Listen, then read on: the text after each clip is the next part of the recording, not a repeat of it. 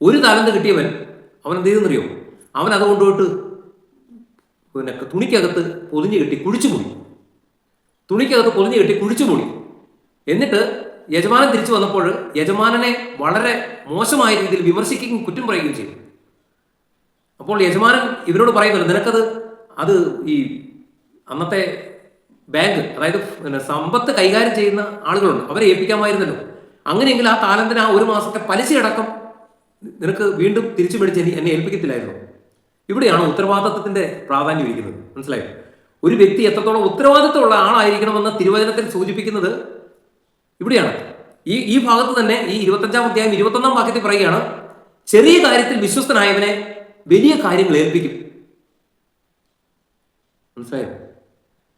ഇന്ന് ഒരു വ്യക്തി ആത്മീയ മേഖലയിലാണ് അവന് വിളിയെങ്കിൽ, ഒരു പുരോഹിതനാണെങ്കിൽ, ഒരു സമർപ്പിത ജീവിതത്തിന്റെ ഉടമയാണെങ്കിൽ, ഒരു ആത്മായ ശുശ്രൂഷ മേഖല, അതായത് സുവിശേഷ പ്രഘോഷണ മേഖലയാണ്, ആത്മീയ ശുശ്രൂഷ മേഖലയാണ് അവന്റെ വിളിയെങ്കിൽ, അവൻ അവിടെ തീർത്തും ഉത്തരവാദിത്വമുണ്ട്. അവന്റെ ഉത്തരവാദിത്വം എന്ന് പറയുന്നത് കിട്ടുന്ന സമയം മുഴുവൻ മൊബൈലിൽ തോണ്ടി വിലപ്പെട്ട സമയം കളയാതെ വചനം പഠിക്കാനും ആ വചനത്തെക്കുറിച്ച് ധ്യാനിക്കാനും അതുപോലെ തന്നെ പരിശുദ്ധാത്മാവിന്റെ അഭിഷേകത്താൽ നിറയാൻ ത്യാഗങ്ങൾ സഹിച്ചും പല വിധത്തിലും കിട്ടുന്ന സമയത്തിൽ നല്ലൊരു ശതമാനവും ത്യാഗത്തോടുകൂടി അഭിഷേകത്താൽ നിറയാൻ പ്രാർത്ഥിക്കാനുമായിട്ടാണ്.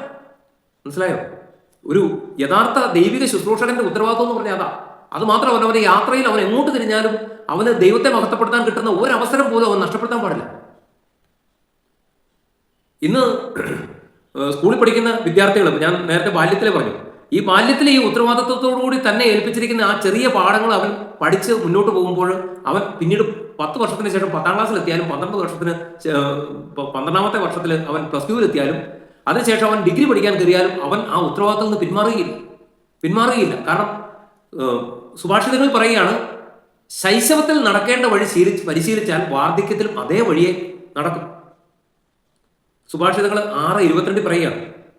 പ്രിയപ്പെട്ടവരെ, ഇന്ന് നമ്മുടെ സഭയിൽ നോക്കിയാലും സമൂഹത്തിൽ നോക്കിയാലും ചുറ്റുപാടുകളിലൊക്കെ നോക്കിയാലും നമ്മുടെ ഈ കേരള മലയാള നാട്ടിൽ മുഴുവൻ നോക്കിയാലും ഇന്ന് കുറെ ആളുകൾ പണിയെടുക്കാൻ കഴിയാതെ അലസരായി അവര് കയറുന്നതും അവരുടെ ജീവിതവും രക്ഷപ്പെടുത്തിയാല, അവരുടെ കുടുംബം രക്ഷപ്പെടുത്തിയാല, അവരെവിടെയെങ്കിലും കാല് കുത്തിയിട്ടുണ്ടെങ്കിൽ അവിടെയും മുടിപ്പിക്കും.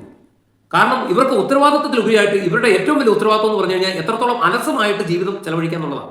അധ്വാനിക്കാതെ എങ്ങനെ പണം നേടാം, അധ്വാനിക്കാതെ ഉത്തരവാദിത്വമില്ലാതെ എങ്ങനെ അവരുടെ കാര്യങ്ങൾ മാത്രം എങ്ങനെ നടത്തിയെടുക്കുക എന്നുള്ളതാണ്. വളരെ മനസ്സിലായി. ഉത്തരവാദിത്വമില്ലാത്ത ഒരു സ്ത്രീയുടെ മക്കൾ പട്ടിണി കിടക്കും.